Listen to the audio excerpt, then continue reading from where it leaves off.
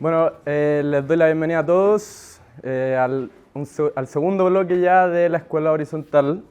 Hoy comenzamos con el eje liberalismo y mercado. Durante las próximas sesiones vamos a conversar sobre la economía, sobre el crecimiento, el desarrollo y también sobre las ideas que han marcado la discusión económica y política de las últimas décadas. Para abrir este bloque nos acompaña Leonidas Montes, presidente del CEP, del Centro de Estudios Públicos, cargo que acaba de asumir tras ser director ejecutivo de la misma institución durante más de 8 años, y además es profesor también de la Universidad Adolfo Ibáñez. Gran parte de su trabajo ha estado enfocado en autores como Adam Smith y en las ideas que han moldeado también las economías modernas. Además, también ha publicado 3 libros diversos que hablan de estos temas, específicamente también de Adam Smith, y por lo mismo creo que su visión es muy enriquecedora para partir este bloque.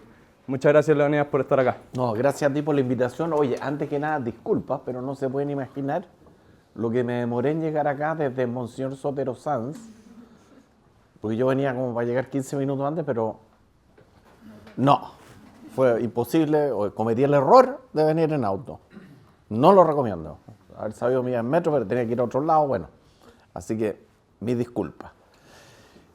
Hoy día, la idea, lo que habíamos hablado con María Jesús, era hablar un poco de liberalismo y libre mercado, que es un concepto difícil, ¿no? Es difícil transmitir lo que es el mercado, difícil transmitir esta idea, difícil ver dónde comenzó todo esto, ¿no? Porque si hay algo, partamos por lo más básico, si hay algo que caracteriza al ser humano, uno lo ve desde una perspectiva evolutiva, es que siempre hemos intercambiado, ¿no?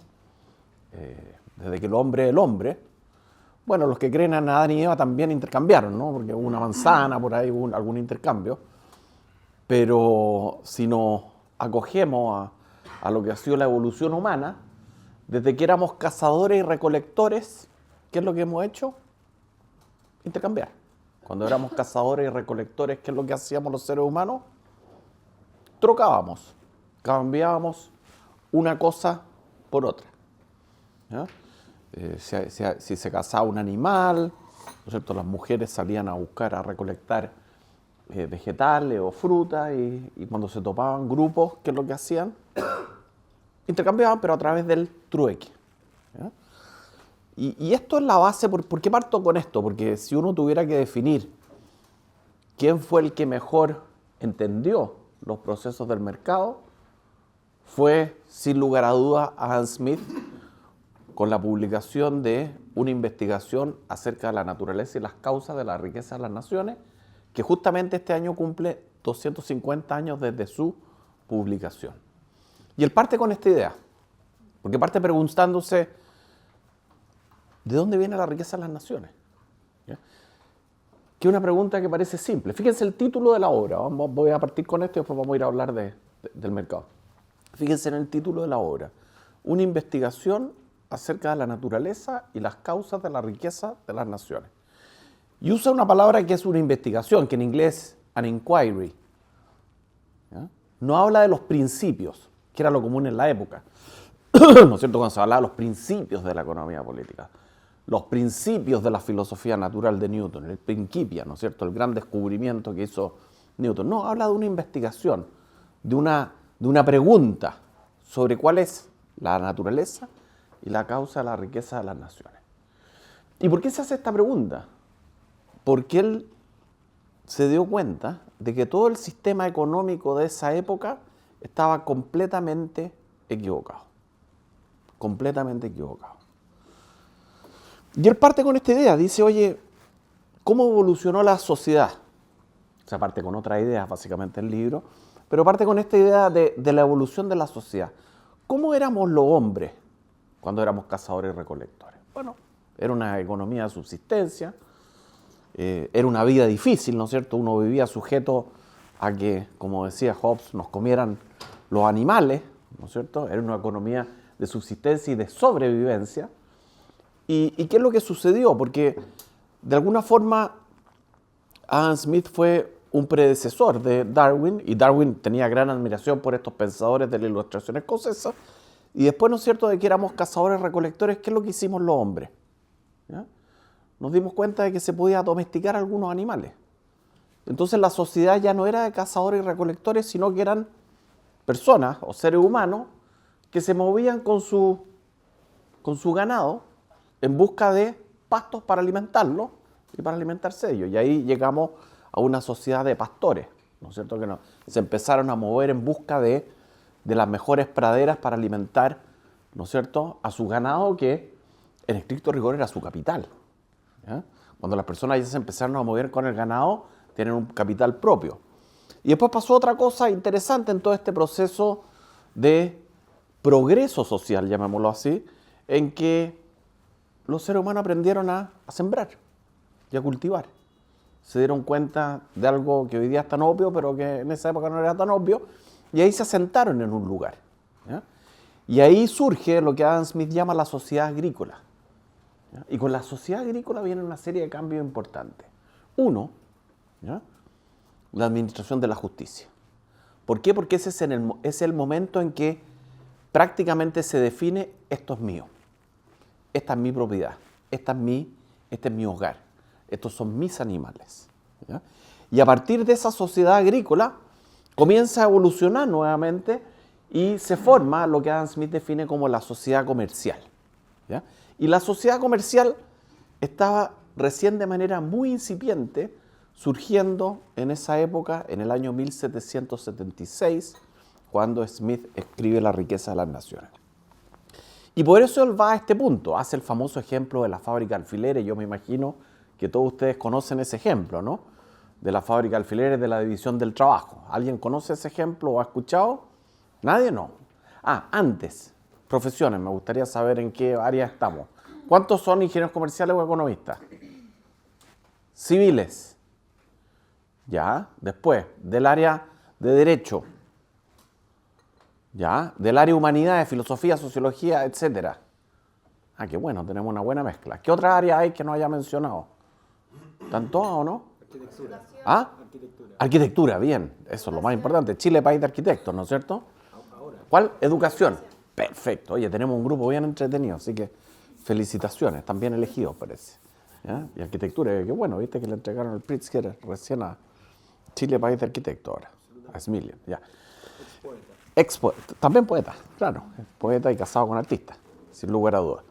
Entonces tenemos este ejemplo que da Adam Smith, porque primero dice, bueno, ¿cuál es la naturaleza, cuál es la causa de la riqueza de la nación? ¿Por qué un país es rico?, se pregunta.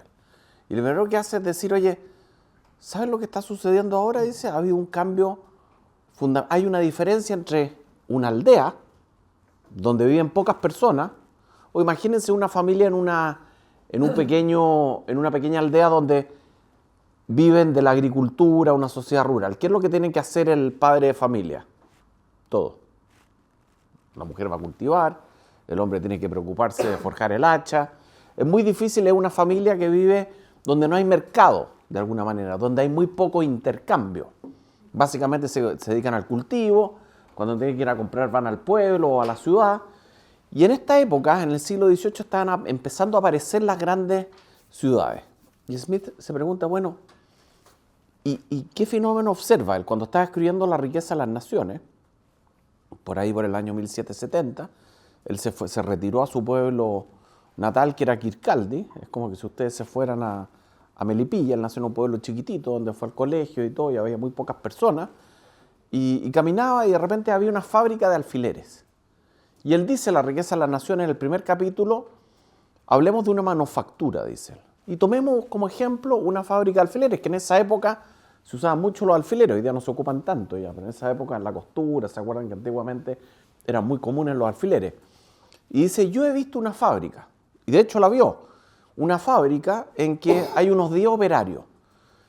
Y de hecho, si uno estudia estos eran filósofos de la observación, de la experiencia, uno podría dividir todas las tareas en unas 12 o 13 tareas distintas, en unas 12 operaciones.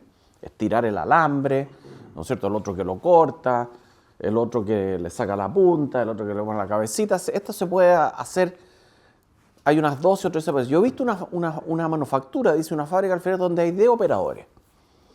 Y la verdad dice que un solo operador podría hacer al día, si hiciera todo para hacer alfileres, podría producir entre 1 y 20 al día. Dice, eso es lo que haría una persona. A lo mejor el más diestro haría unos 20 y el más torpe haría 1. Pero en esta fábrica que yo vi en Kirkcaldy, se producían al día, con 10 operarios, 48.000 alfileres. ¿Ya? Y esta división del trabajo beneficia a ¿quiénes? A la gran mayoría. Cuando empieza, porque los alfileres, si se producen muy pocos alfileres, van a ser un recurso escaso, van a ser más caros. Si se producen muchos, va a haber más disponibilidad. Entonces él observa este fenómeno y dice, esto es lo que produce el progreso. Cuando hay división del trabajo, cuando las operaciones se amplían. Y él, de alguna manera, lo que hace Adam Smith es definir un concepto de división del trabajo que va mucho más allá de la manufactura. Él es súper cuidadoso y dice, esto se da en todos los ámbitos. Sea en el ámbito de la arquitectura, sea en el ámbito de la idea, sea en todos los ámbitos de lo que es las relaciones humanas. No es solo un tema que requiere destreza o habilidades físicas, sino que también, y él se ríe del mismo. Dice, nosotros los filósofos, ¿no? Él era un filósofo, que era la profesión más importante en la época. Ser filósofo era estar en la cúspide de la escala social. Él se ríe y dice, en nuestra tribu también sucede esto, también hay división del trabajo. En nuestra tribu el que se especializa en los griegos, algunos se especializan en Aristóteles, otros en Platón, los que se especializan en Aristóteles, algunos en la ética Nicómaco, otros en la política, otros en de ánima. Dentro de la ética Nicómaco hay algunos que se especializan en la eudemonía. ¿Y qué es lo que sucede con todo esto? Dice Adam Smith, esto es lo bonito, dice se van ampliando las fronteras del conocimiento. O sea, así como la explosión de la división del trabajo nos permite producir mucho más alfileres en términos de una simple manufactura, en el mundo de la idea, en el mundo de la arquitectura, cuando hay más división del trabajo, cuando hay más competencia, pongámoslo en esos términos, se amplía la gama de lo que se puede hacer. ¿Ya? Y esa fue una observación muy simple de lo que iba a ser el futuro progreso que íbamos a vivir durante el siglo XIX y XX. La división del trabajo, que no es solo algo físico, sino que también es algo que impacta el conocimiento como un todo. ¿Ya? Y ahí es donde pone esta idea, bueno, ¿y de dónde viene la división del trabajo?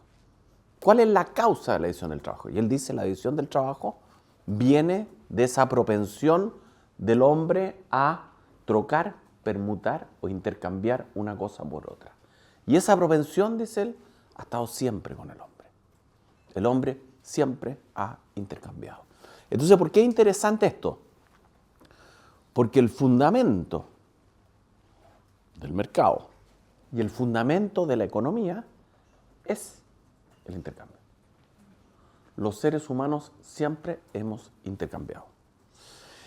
¿Y qué es lo que dice Adam Smith en el año 1776? ¿Por qué fue tan importante? ¿No es cierto? Él dice lo siguiente, que algo, ¿no es cierto?, los que estudiaron acá en ingeniería comercial o economía lo saben. Cuando se produce un intercambio, ¿quiénes se benefician? Esa respuesta me la tienen que dar rápido. Ambos. ¿Por qué? Porque ambos reciben algo, ¿no es cierto? Porque nosotros ahora hacemos curva de oferta y demanda, equilibrio parcial, y cuando se produce ese punto en que la oferta coincide con la demanda, hay un excedente del productor y del consumidor, ¿no es cierto? Ambos se benefician. Cuando dos países intercambian, ¿quiénes se benefician? Ambos. Esas son las ventajas comparativas de David Ricardo. Que la gran magia de las ventajas comparativas es que muchas veces la producción suele ser un principio contraintuitivo, pero cuando los países intercambian, ambos se benefician. Y esto es lo que dice Adam Smith sin que tuviera acceso a las herramientas que tenemos hoy día, al conocimiento de lo que es la oferta y la demanda, la maximización de la utilidad. No existía la macroeconomía, no existía la microeconomía, no existía siquiera la economía. En la época de Adam Smith no se hablaba de economía, se hablaba de economía política. ¿Ya? Y él dice, fíjense que el hombre siempre ha intercambiado. ¿Ya?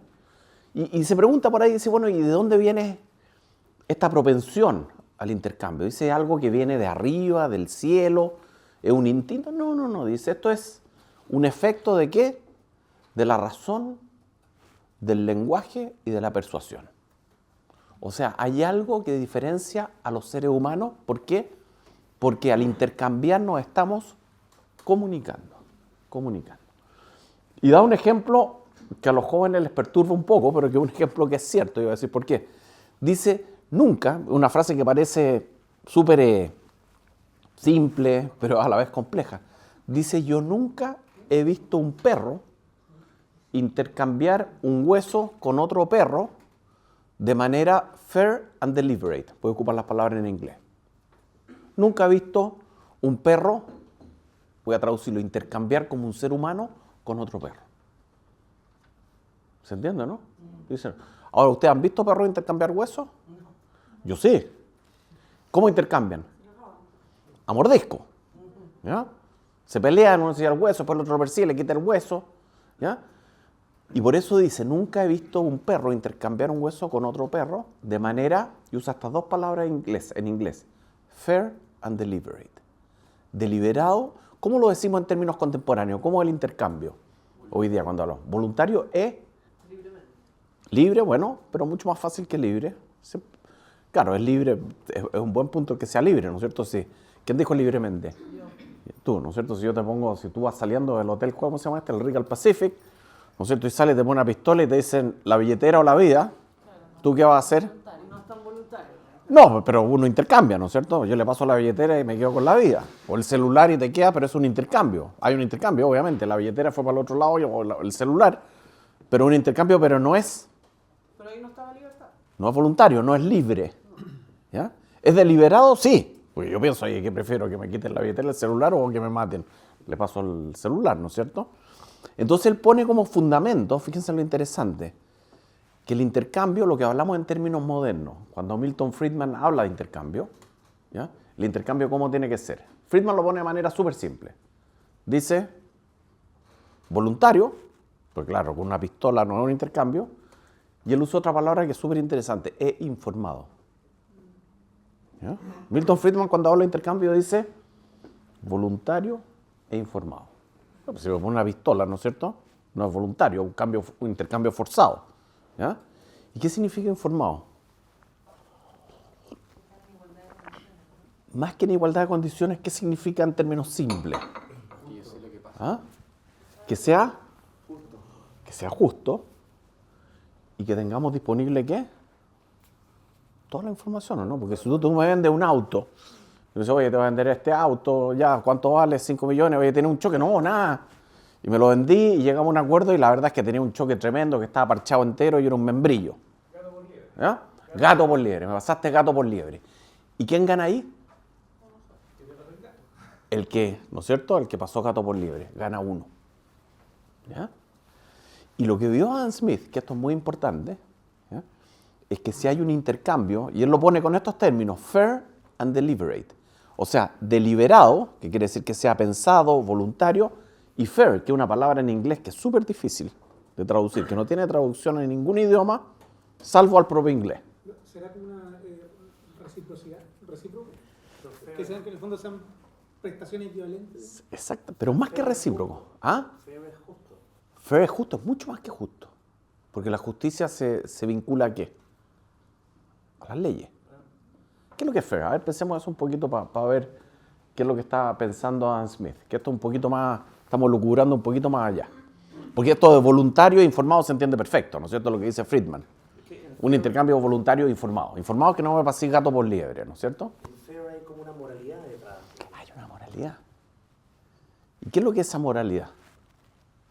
De no dañar a otro. De no dañar a otro. Porque que tiene que ver con la información también, porque si tú me vendías el auto chocado, en el fondo, voy a usar esta palabra, te caí, ¿o no? Obvio. Uno ganó y el otro perdió, pero ya es problema tuyo. ¿Eh? Entonces, la palabra fair, ¿y tú tienes cuál es tu nombre? Ignacio. Ignacio tiene toda la razón, tiene una connotación, no son solo las leyes. Actuar de manera fair, esta es una palabra anglosajona, Los anglosajones tienen varias palabras que no existen en otro lenguaje. ¿Ya?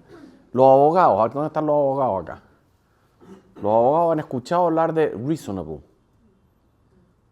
que en el mundo anglosajón es muy importante, algo que sea razonable, no racional, razonable, una solución razonable. Y la palabra fairness también se utiliza en el derecho, el fairness, ¿ya? De que sea algo que no es justo, es justo sí, pero más que justo. ¿Es honesto? Sí, pero más que honesto. ¿Equitativo? Equitativo también, pero más que equitativo. ¿Es recíproco? Sí, pero más que eso. ¿Es buena fe? También. Pero ¿dónde se ocupa la palabra fair? Para tratar de entender en el fair play. ¿En qué deporte? A ver, digamos. En el fútbol y sobre todo en otro deporte más inglés, ¿no? En el rugby. En el rugby es súper común hablar del fair play. Muchas veces en el rugby se aplaude jugadas que no estaban en la regla. ¿O no? Hay un fair play. Y uno hace un tackle malo al otro. ¿Se fijan? Hay un fair play. ¿Y qué es lo que hace el público cuando hay una jugada? Aplaude el fair play. En el fútbol también, ¿o no? Cuando hay un foul y echan a uno y la regla dice que le toca el saque al equipo que hizo ¿no es cierto? El saque de esquina al equipo que hizo el foul y le devuelve la pelota al arquero contrario. ¿Qué es lo que hace el público? Aplaude. Entonces la palabra fair, fíjense que la palabra fair, esto es muy anglosajón. ¿Tiene que ver con qué? ¿Con? Sí, con limpio, pero tiene que ver mucho más con qué. Con la aprobación de los demás. Con la aprobación social. ¿Se fijan? Y esto es súper interesante porque Smith era súper cuidadoso en el uso de las palabras y acá está ocupando para el intercambio, que es el fundamento de todo. ¿Ya? Está ocupando la palabra fair and deliberate, que en términos modernos es voluntario e informado. Pero cuando ocupa la palabra fair, le está colocando, como dijo Ignacio, ¿era tu nombre? Sí.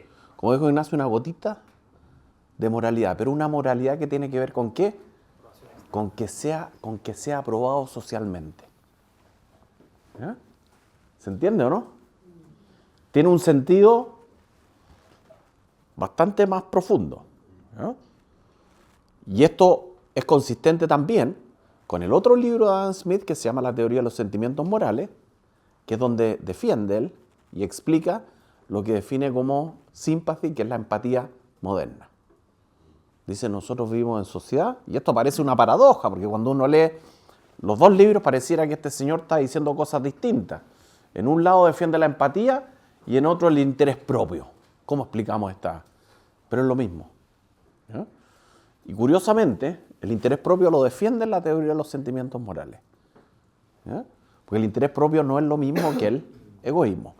Pero volvamos al intercambio. El intercambio, entonces, cuando se produce un intercambio fair and deliberate, o voluntario e informado, voluntario e informado no tiene el sentido de la aprobación social, ¿no es cierto? Pierde esa componente moral que tú detectaste, pero cuando se produce eso, ¿quiénes se benefician? Las dos partes. El comprador y el vendedor. Los dos países que intercambiaron. El país que exporta el vino y el otro que exporta el cobre. Se benefician. ¿Ya? Y eso es súper interesante porque esa es la base o el sueño que tenía Adam Smith en el año 1776 de dar a entender que cuando existe un libre mercado, ¿quiénes se benefician? Todos. Y su revolución copernicana, por llamarlo así, fue responder a esta pregunta de ¿cuál es la riqueza de las naciones? Y aquí vamos a ir a otro tema que está relacionado a esto. Él se pregunta, bueno, ¿cuál es la riqueza de las naciones? Y él parte con esta definición. Dice, hay una noción popular que confunde, y le llama noción popular, porque él era muy, muy exquisito con el uso del lenguaje, que confunde la riqueza de una persona con la riqueza de una nación. Y en esa época, en efecto, donde estaba muy en boga, no muy en boga, donde lo que determinaba las políticas económicas de todos los países era lo que se conoce como el mercantilismo. todas esas políticas económicas tendían a confundir la riqueza, a decir, un país es rico así como una persona es rica. Y Adam Smith dice, no, un país no es rico por la cantidad de dinero que tiene. Esa noción popular está errada. Y por ahí tira una broma, dice, esto es muy divertido, habla de un encuentro entre un embajador francés, ¿ya?, que va a visitar al hijo del Gengis Khan en Mongolia. Se encuentran los dos, ¿no es cierto? Y dice, y esto era se hablaba de la época de estos eventos históricos. Entonces el gran hijo del Gengis Khan le dice, bueno, ustedes cuánto... No, el embajador le dice, el francés le dice, ¿cuánto oro tienen ustedes acá? Le dice, oro. ¿Qué oro? No, ¿cuánto oro? No sabía lo que era el oro y le interesaba. Y le dice, bueno, ¿y ustedes? ¿Cuántas cabezas de ganado tienen allá en Europa? ¿Ya? No se podían entender por qué, porque no calzaban en cuál era la causa de la riqueza de la nación. Para ellos era el ganado. ¿Cuántos ganados había? Y para el francés era el oro. Y Smith irónicamente dice, bueno, pero siendo justo, los mongoles estaban mucho más cerca de la realidad que los europeos. Y de hecho el ganado tiene un sentido capital. En la sociedad agrícola el ganado era el capital. De hecho el origen etimológico de la palabra cattle en inglés o chattel en francés tiene que ver con capital. Comparten el mismo origen etimológico. ¿Ya? Me estoy desviando. Vuelvo. Entonces, ¿qué es lo que decía Adam Smith? Dice, no, la riqueza de una nación no es la cantidad de oro y plata que tiene un país. En esa época se creía que un país era rico, ¿por qué? Por la cantidad de reservas de dinero, el dinero en esa época era oro y plata, por la cantidad de oro y plata que tenía un país. ¿Y cuáles eran las políticas económicas mercantilistas? Para promover tener mayores reservas. A ver, los economistas, necesito acá los ingenieros comerciales. Si uno quiere tener mayor reserva, ¿qué es lo que hace? Si usted hubiera sido ministros de Hacienda en el siglo XVIII. Aumentar las exportaciones, ¿no es cierto? Porque eso aumenta, ¿qué cosa? El superávit comercial y la reserva. ¿Ya? Y como claro, mira, los impuestos siempre es difícil subirlos. Y en esa época también era difícil, créeme. ¿Ya? Y hacían una serie de triquiñuelas que les ponían impuestos a las ventanas de los castillos. Y por eso, si ustedes se fijan, si viajan por Inglaterra, se van a dar cuenta que hay algunos castillos que están tapadas las ventanas antiguos. ¿Por qué? Porque les ponían impuestos a las ventanas. Porque las ventanas el vidrio era muy caro, entonces le ponían impuestos. Ustedes se dan cuenta si viajan que de repente hay una como ventanas tapiadas. Era para pagar menos impuestos. ¿Ya? Los impuestos siempre eran difíciles, en esa época también eran difíciles. ¿Ya? Te podían cortar la cabeza, no era fácil. Pero lo que no se podía evitar era que los aristócratas ingleses, por ejemplo los lords, consumieran buen vino francés, ¿no? O consumieran buen vino portugués, que era el porto. Entonces, ¿qué es lo que se hacía con las importaciones? Ahí sí que le ponemos impuestos, tarifas de importación. ¿No es cierto? Si usted quiere importar, venga para acá y aumentemos la reserva. Entonces, la política económica mercantilista era súper simple. Era decir, exportemos lo más posible y si hay que importar algo, dejemos que entre, pero, como decís tú, pongámosle impuestos, ¿ya? Para que aumentemos la reserva. Y toda la política económica iba en torno a eso. Pero ¿cuál era el problema esencial del mercantilismo? Que ellos veían, y acá está el gran enemigo de Adam Smith. El gran enemigo de Adam Smith estaba encarnado en la famosa East India Company y en los famosos monopolios. En el siglo XVIII lo que más había era monopolios. ¿Ya? La competencia prácticamente no existía, salvo en pequeñas manufacturas como las fábricas de alfileres en distintas partes, pero la East India Company era un monopolio que tenía el control del 50% de todo el comercio mundial. ¿Ya? Y Adam Smith pensaba que los monopolios, sin haber hecho la curva de oferta y demanda y ver cómo determinan el precio, que los monopolios perjudicaban ¿a quién? A todos los consumidores. Porque él tenía muy claro que si existía un monopolio, el precio que iban a fijar era el que les entregara la mayor utilidad. ¿Ya? Entonces, como el gran enemigo era el monopolio, y la política mercantilista era aumentar las reservas, exportando lo más posible y poniendo tarifas de importación, toda la economía era como un juego de suma cero. ¿Ya? Si uno ganaba, había alguien que perdía. ¿Ya? Entonces, toda la filosofía en torno al intercambio en esa época estaba sobre la base de que todo lo que se hacía en el mundo económico era un juego de suma cero en que para que alguien ganara, otro tenía que perder. ¿Ya? Y Adam Smith revoluciona esto y dice, no, esto no es así. Cuando hay libre mercado, cuando los países pueden intercambiar sin trabas, esto tardó mucho tiempo en llevarse a cabo, por cierto, cuando a las personas se les permite intercambiar, cuando hay muchas manufacturas y hay mucha competencia y hay muchos proveedores, ¿qué es lo que va a suceder, dice él? Si hay libertad para todo eso, para emprender, para llevar adelante tus propios proyectos de vida, porque esto de la economía, Smith lo aplica así como la división del trabajo, no solo a los bienes y servicios, sino también a las personas. A que cada uno pueda llevar adelante su propio proyecto de vida.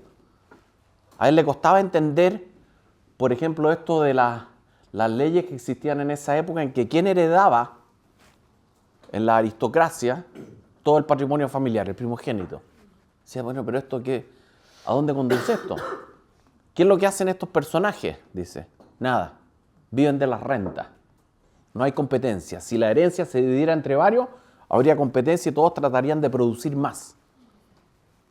¿Qué es lo que pasaba, no es cierto, también en todo orden de cosas? Si la mayoría, el mercado en esa época era muy limitado, ¿ya?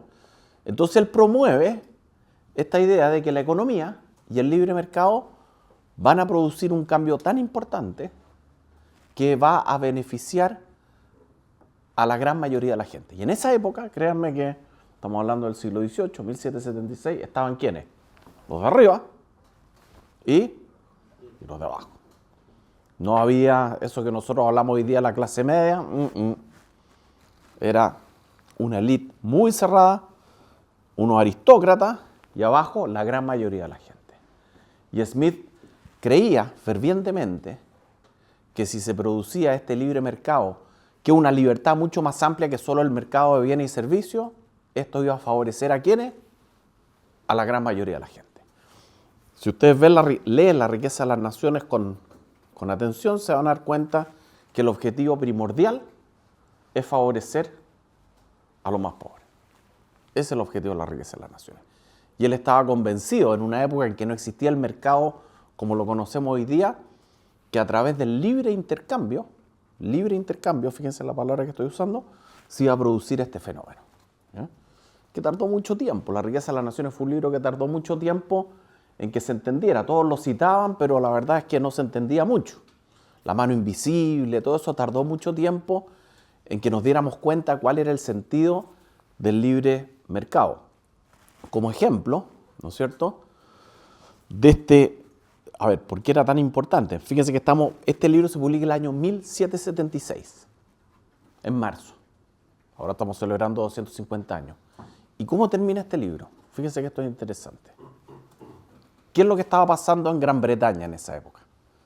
Estaban teniendo problemas ¿con quiénes? La Revolución Americana. Con las colonias, ¿no es cierto? Con las 13 colonias americanas habían problemas. Y Smith termina diciendo ¿qué cosa? Libérenlas. ¿No? Eso era radical.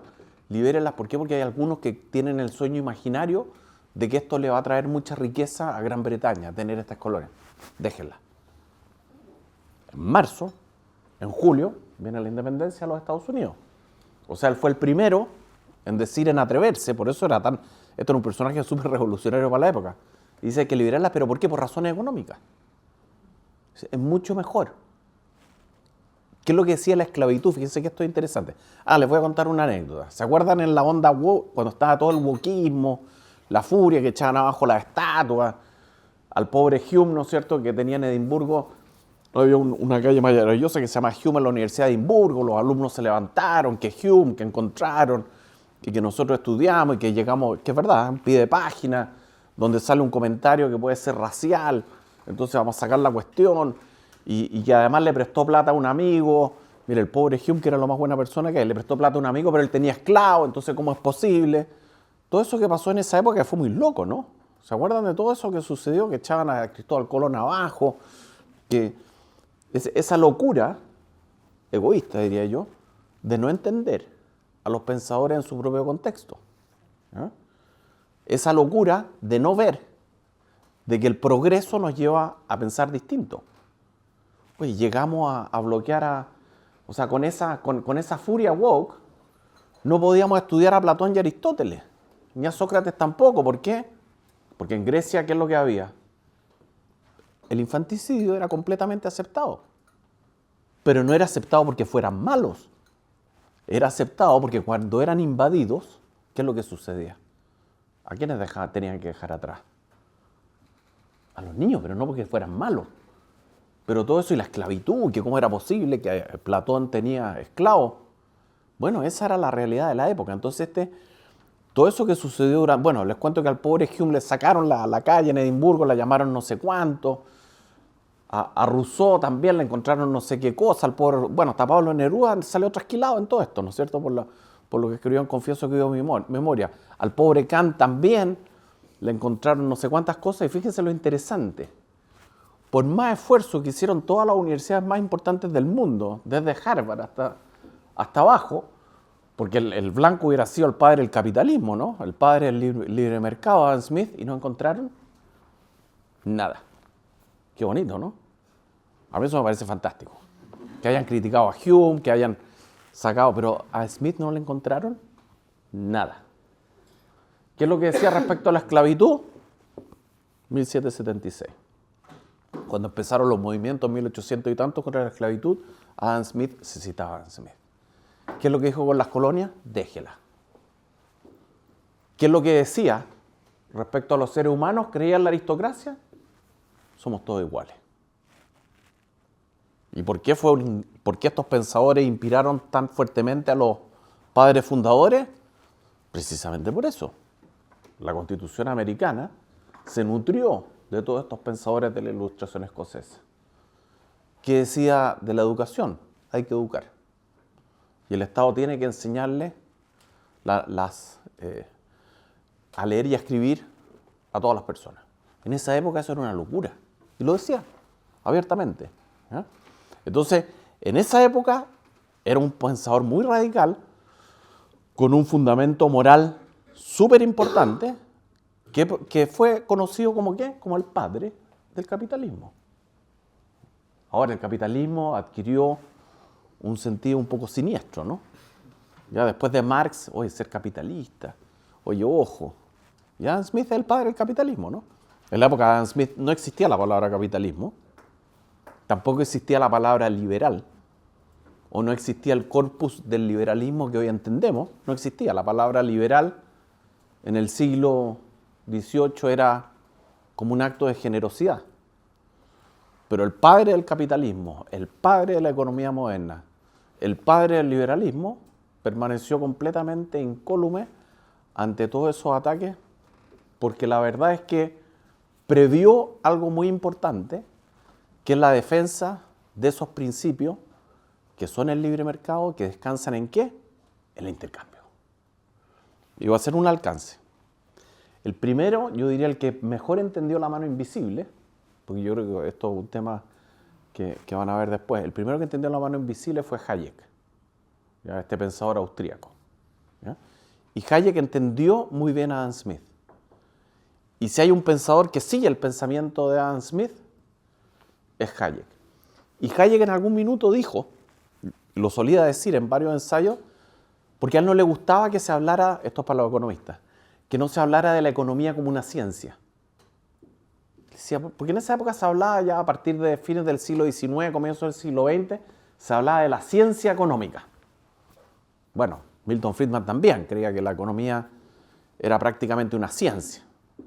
Era casi como la ciencia física, ¿no es cierto?, la economía, que tenía estos modelos que había que correr y todo eso, y de ahí surgían. Y Hayek y todos estos economistas austríacos eran bastante escépticos respecto a esto. ¿Ya? Y a Hayek no le gustaba que se hablara de de ciencia económica, tampoco le gustaba que se hablara de economics, que es la palabra en inglés. Y él ahí en algunas ocasiones propuso, dijo, fíjense que en vez de hablar de economía, nosotros los economistas deberíamos definir nuestra disciplina, y miren qué bonito esto, y apunta también a Adam Smith, como catalaxia. ¿Qué es lo que es la catalaxia? ¿Alguien sabe? Es la palabra griega para el intercambio. ¿Ya? El intercambio. Miren qué bonito, ¿eh? Y en los griegos, esto es otro detalle importante, la palabra catalaxia tenía un doble sentido. Uno era el intercambio y otro era cuando los enemigos se hacen amigos. Porque los griegos en Atenas entendían que cuando había intercambio, ¿qué es lo que había? Había aprendizaje, se producía descubrimiento, se producían relaciones, se producía diversidad. El mercado en el fondo ampliaba esos horizontes. Cuando no había intercambio y uno era más rico que otro, ¿qué es lo que pasaba? Querían invadirlo, eran distintos. Entonces ellos tenían el sentido y tenían la inspiración de decir, oye, cuando hay intercambio, ¿qué es lo que se produce? Lo mismo, todos ganamos. Hay más diversidad, aprendemos a conocer nuevos productos, hay relaciones económicas que también son políticas, se conocen los de esta ciudad con los de la otra. Entonces veían el intercambio, el comercio, ¿ya?, como algo que de alguna manera, bueno, siempre ha habido guerra entre los seres humanos y siempre ha habido violencia, ¿no es cierto?, pero como una manera de evitar guerras. Por eso era bonita la acepción, cuando los enemigos se hacen amigos, ¿ya? Entonces, por eso yo creo que cuando hablamos del libre mercado, más que hablar de la eficiencia del mercado, más que hablar de la revolución, tenemos que pensar en este concepto que tenían estos grandes pensadores de que el intercambio, que es la base de todo lo que va hacia arriba, hasta llegar a la ampliación del mercado o al libre mercado, es el fundamento. Y que ese intercambio, ese libre intercambio, ese libre comercio, ese libre mercado con las regulaciones evidentes que todos conocemos, es lo que permite la prosperidad, el progreso y lo que hemos vivido en estos 250 años después de la publicación de la riqueza de las naciones. Si resucitáramos acá al padre de la economía y viera todo lo que ha pasado en estos 250 años, ¿usted cree que lo podría creer? No lo podría creer. No lo podría creer, ¿ya? En esa época, bueno, es cosa ver cuál era la edad promedio de vida.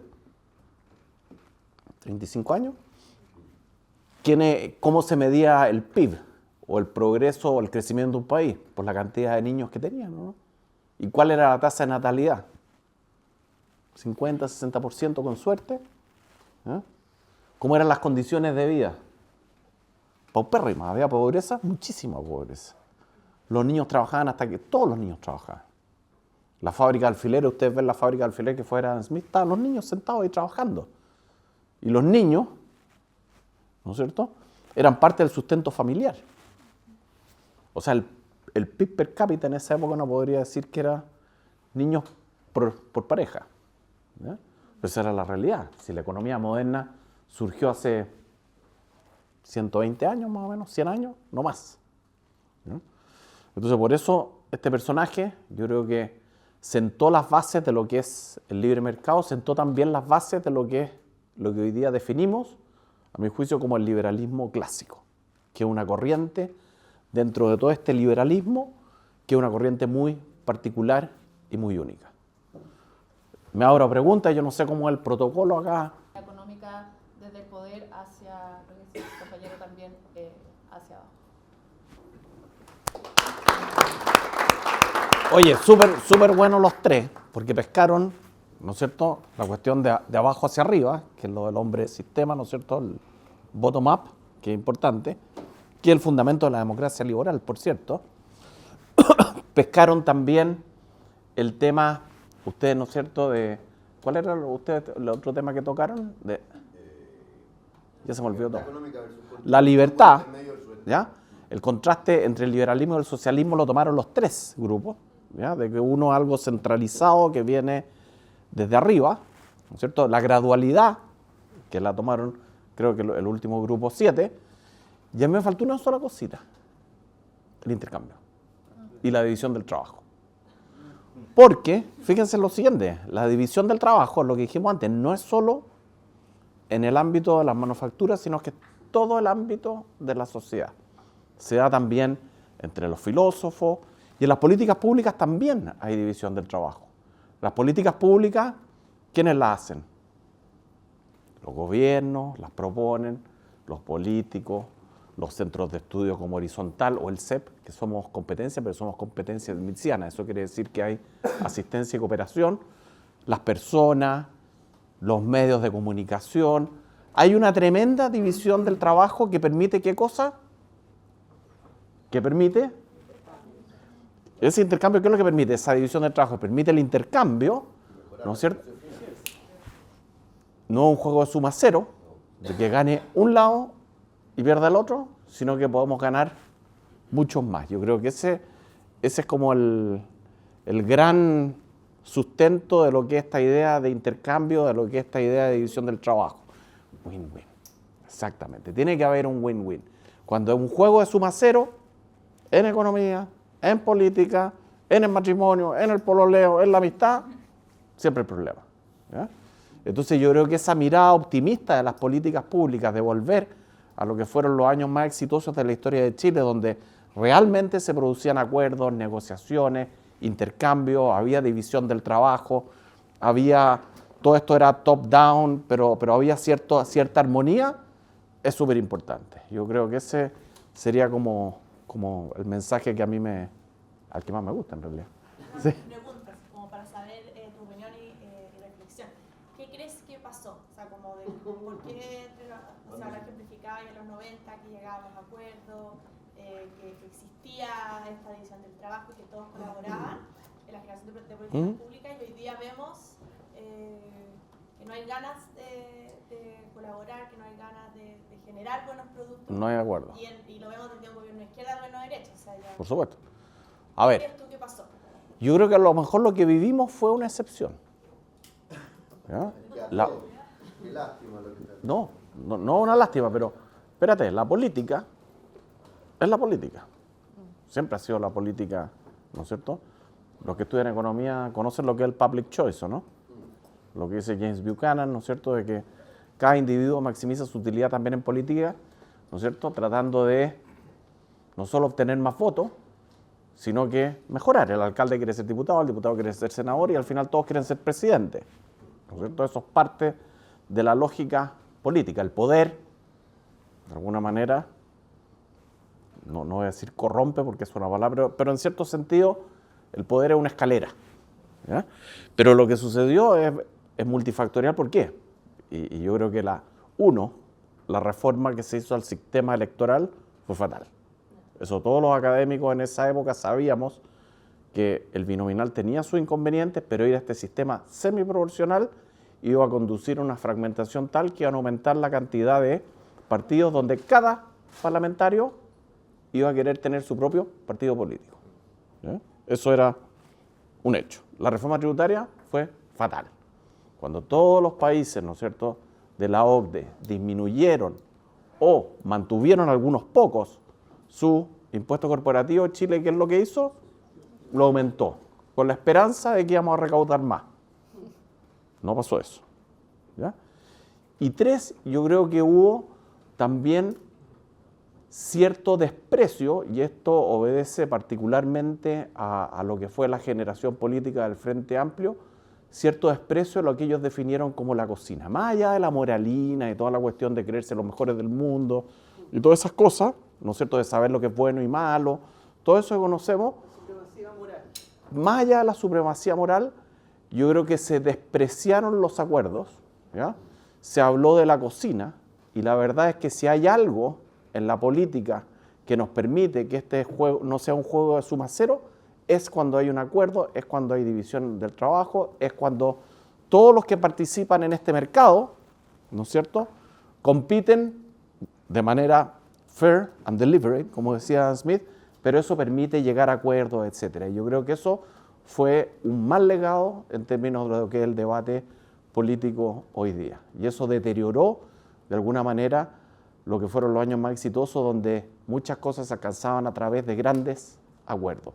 Y hoy día es mucho más difícil llegar a grandes acuerdos. Pero yo no pierdo la esperanza, no creo que haya sido la excepción. Yo creo que hoy día, en lo que viene, yo creo que en el Senado se van a producir, espero, más acuerdos. Ese es mi anhelo. Y uno siempre, a medida que va creciendo, ¿no es cierto?, considera que los tiempos pasados siempre fueron mejores, pero hay que estar optimista. Mi pregunta es, si cuando nosotros hablamos de abrir los mercados, de quitar aranceles, miramos a Adam Smith, cuando vemos lo que Trump actualmente está promulgando, ¿a quién tenemos que mirar, filosóficamente hablando? ¿A quién? ¿A Trump no? No, pero cuando vemos lo que Trump está haciendo, ¿a quién tenemos que mirar? ¿Ah? En el sentido de que el contrario sería Adam Smith, y Trump no es socialista, No. por lo cual tampoco, ¿a quién tenemos que mirar filosóficamente hablando para decir, para ver la... Algún contemporáneo, dices tú. Contemporáneo o de dónde, para entender de dónde nace la filosofía, decir ¿De si yo dónde no te nace vendo, la de Trump o de si dónde yo, nace? Si yo no vendo más de lo que tú me vendes a mí, yo estoy perdiendo. Ah, En contra del principio. mira, lo de Trump es algo que ha pasado ¿Cuál es la teoría? muchas veces en la historia del comercio internacional, ¿no es cierto? Después de la Gran Depresión, ¿qué es lo que hicieron los países? Protegerse, ¿ya? Hay un famoso presidente, McKinley, que promovió también el proteccionismo, es una defensa, entonces no es algo nuevo esto, ¿ya? Es inusual, pero no es algo nuevo. Ahora, si tú ves qué es lo que está pasando, bueno, como celebramos, ¿qué celebramos este año 1776? No solo la publicación de la riqueza de las naciones, sino que, como yo digo, a los Founding Fathers. Y los Founding Fathers, ¿qué es lo que hicieron? Dejaron una constitución increíble, dejaron un sistema de check and balances o de peso y contrapeso entre distintas instituciones, de tal forma de que nadie se pueda llevar todo el poder para la casa, ¿no es cierto? Y ellos implementaron aquello que tenía muy claro en el siglo XVIII, que tiene que haber un poder ejecutivo, un poder legislativo, que es el Congreso, y un poder, ¿no es cierto?, la justicia, que es la Corte Suprema. Y si tú ves qué es lo que está pasando hoy día en Estados Unidos, qué pasó con las tarifas, pese a que había una Corte Suprema, que se supone que era más pro-Trump, ¿qué es lo que hizo la Corte Suprema? Dijo, no señor, esa ley que usted está usando, la ley de emergencia, no aplica para que pueda el Ejecutivo imponer tarifas de manera arbitraria. ¿Qué es lo que está pasando políticamente? El Congreso, vienen los midterms elections, ¿y qué es lo que va a pasar? Nuevamente no sabemos, y yo creo que a Trump no le va a ir tan bien como se esperaba, por la metida de pata, ¿no es cierto?, en Medio Oriente, y nuevamente yo espero que en el año 1776, 2026, 250 años después, los check and balances, de alguna manera, van a actuar. Y eso permite, ¿qué cosa? Que se vayan moderando las posiciones. Ahora, hay mucho en Estados Unidos, hay muchos centros de estudio, etcétera, que promueven esta idea. Lo que yo estoy diciendo no es nada original, por cierto. Pero todos los que pregonan que es el fin del liberalismo, que llegamos a una nueva era, oye, desde Adam Smith han pasado cosas mucho más graves, ¿o no? Guerras mundiales, nazismo, cuántas cosas han pasado en todo este tiempo. Entonces, episodios como este dentro de la historia larga no son para ponerse tan nervioso, creo yo. Hay muchos que piensan que la inteligencia artificial nos va a sacar del planeta. ¿Por qué? Cuando llegó la internet lo mismo, ¿no es cierto? Va a llegar el año 2000 y nos vamos a quedar parados y no va a haber luz, no va a haber aviones, nada. ¿Qué pasó en el famoso milenio? No tanto. No tanto.